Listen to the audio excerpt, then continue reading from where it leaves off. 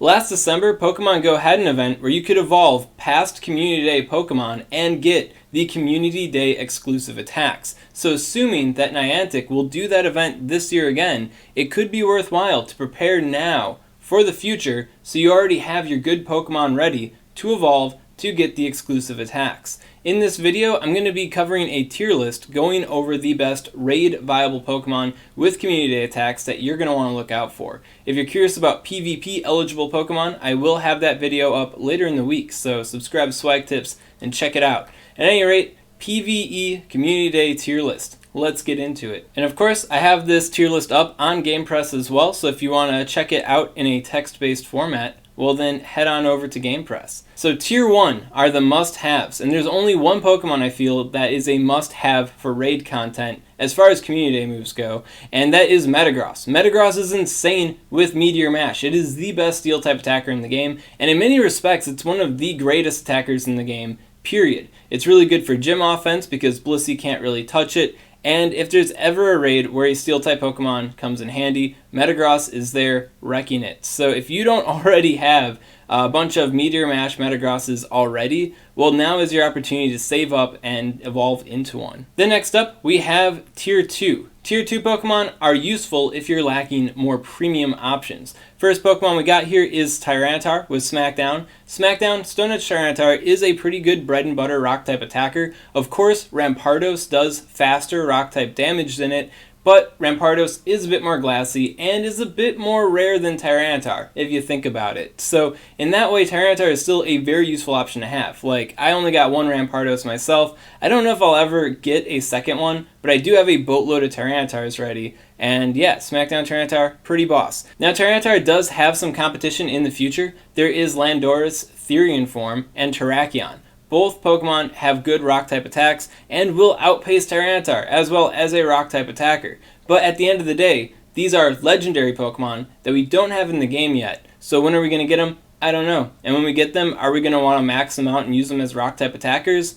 I don't know. But what I do know is that I can trade a bunch of Larvitars in mass right now, get a Lucky, power it up, and evolve it into a Smackdown Tyranitar in the future, for sure, proof in the pudding, good rock-type attacker. So, yeah, Tyranitar, good deal. Next up, we got Blaziken. You might be thinking, Ryan Swag, isn't Blaziken the best fire-type attacker already? Well, kind of. It depends on the circumstances. Given what the raid boss is, Moltres and Chandelure do have the opportunity to outpace Blaziken. We also have Reshiram and Darmanitan in the future, which may beat out Blaziken in DPS outright. In fact, with the current Game Master, they will. So why invest in Blaziken? Well, of course, it's the easy option. We got Torchics now. We can trade them, get the Lucky now in mass, and power up Blaziken, no problem. But you do need that Community attack. Blaziken also has some more tricks up its sleeve. You can unlock the second charge move for a low Stardust cost, I think only 10k. And with the double fire moveset, you may be able to eke out some extra damage in some specific raids. I guess the best way to look at Blaziken is, yes, there are all these other options right now. There are other options coming in the future, but Blaziken is what you can get pretty easily, power up pretty easily, and it does the job just as effectively. I mean, think about how many times you've actually used a fire type in a raid. Not very often. So why would you want to go through the effort of powering up a rare exclusive one without a lucky trade boost when you could just do Blaziken? And when the time comes to do that fire type job, you got your fire type ripe and ready. So Blaziken, tier 2 Pokemon, definitely good to keep your eye out for. Then finally, for the tier 2 Pokemon, we have Salamence. And Salamence is really freaking good as a dragon type. And you might be thinking, why is it tier 2, not tier 1? Well, we got Rayquaza and we got Kyurem Black coming in the future. There are tons of really good dragon type Pokemon in the game. Salamence is not the best one, but Salamence is still really freaking good. So yeah, this is a good time to evolve to an Outrage Salamence if you don't already have one, and then you're set. Yeah, but if you already got like a whole squad of Rayquazas and Dragonites all powered up already, you might want to give Salamence a pass. But Salamence, pretty good Pokemon, definitely don't need it.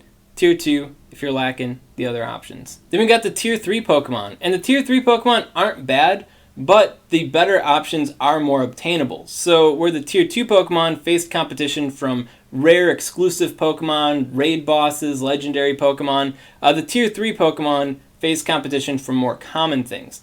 Venusaur and Sceptile, for example, face competition from Roserade and Breloom. The Grass Knot Breloom, which is a bit more exclusive, but Grass Knot Roserade isn't exclusive. You can get that thing pretty easily. The main thing holding back Grass Knot Roserade is the fact that you have to play the Charge Move TM Lottery to get Grass Knot on it in order to beat out the other two Grass-type Pokemon. So if you don't want to mess with that, or if you don't like Roserade, or if you don't have Sinnoh Stones to use on Roserade to get a full-fledged Grass-type team, well, Venusaur and Sceptile are very excellent secondary options. Definitely recommend them. Another grass type I recommend as well, if you are strapped for grass type Pokemon, is a Lowland Executor. Just one Lowland Executor can make a pretty big difference in a fight. But we're not here to talk about a Lowland Executor. We're here to talk about Venusaur and Sceptile. So if you missed out on their Community Day charge moves, well, this is an excellent opportunity to get them. And yeah, if you don't like Roserade, or you don't want to mess with powering up a Roserade, well, there you go. Secondary options. Then next up, we got Swampert. And yeah, I never thought that Kingler would be the Pokemon to outpace Swampert. Like, I was so hyped for Swampert to get Hydro Cannon, to be, you know, best water type ever, just a little bit behind Kyogre, but why even bother with Kyogre? And then I was getting all excited to welcome in Samurott into the game, Hydro Cannon outpacing Kyogre as well. But then we got Kingler to just put them all to shame. So if Kingler exists, and Kingler with the Crab Hammer is better than Swampert, then why even bother with Swampert? Well, Swampert's still really freaking good. It also has a sub-ground typing, so if it's able to take advantage of that, it could potentially outpace Kingler in some specific raid boss scenarios. On top of that, because Kingler is using Bubble, and Swampert is using Water Gun, in some specific breakpoint situations, Swampert can actually get on the level, if not maybe outpace Kingler a little bit. At the end of the day, Kingler is the best water type in the game right now, so if you already got a full water type squad ready, then maybe you don't need Hydro Cannon Swampert, but Hydro Cannon Swampert is there, and he's pretty boss-like, so yeah, if you don't have one already, might want to get one. On top of that, Swampert with the Hydro Cannon is better than Kingler in trainer battles. Now, if you're not into PvP, well, what about them rockets? So if you want a premium rocket slapping Pokemon, maxing out a Swampert with the Hydro Cannon is a really good ticket for that as well. So Swampert has a lot going for it, but Kingler. Then next up, we got Tier 4, and Tier 4 is like Poke Drafter territory. If you don't know what Poke Draft is, I'm not the right person to explain it to you. It's like basically like there's a list of all the Pokemon, and you got people that you're like competing with if you can beat raid bosses, and then you like pick one, and I picked Blaziken, so now you can't pick Blaziken for your team. It's like that kind of idea. I don't know a lot about it, and I hope my shoddy explanation did the job. At any rate, these Pokemon aren't bad, but they're not like that great. So yeah, if you're using them for PvE raid content, then you don't need to get too up in arms about them. We got Charizard and Feraligatr. Good for fire, good for water.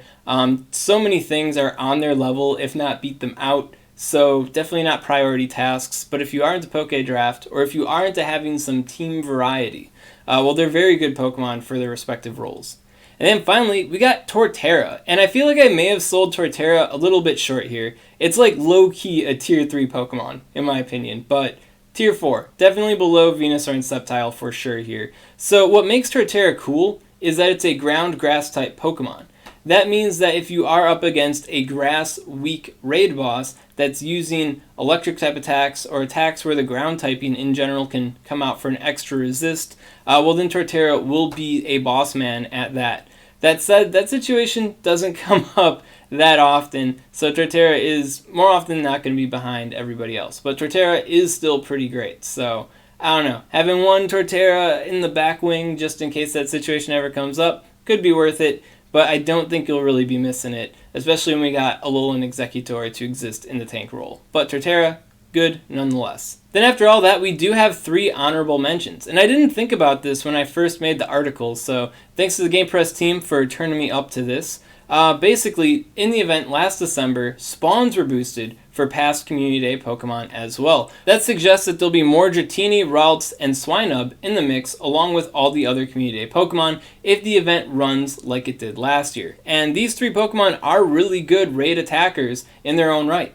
They are not good with their community day attacks for raid attacking specifically, but they are good Pokemon to farm up candy for nonetheless. So Dragonite, good Pokemon. Gardevoir, good Fairy type, also a good Psychic type as well. With Synchronoise, not so much. With Psychic, good Psychic type attacker. And then Mamoswine, when are you ever going to use Ancient Power on Mamoswine? Like, probably never. It's not even like the move of choice in the Master League when you use Mamoswine. So, yeah. But Mamoswine, as an Ice type attacker, is pretty boss. So these 3 Pokemon, good to get hyped for. Not so much their Community Day moves. Maybe evolve after the event. And there you have it. If you missed out on any of these Community Days, or you don't have a good Community Day Pokemon for this raid attacking role, well, those are some ones that you're going to want to look out for the December event.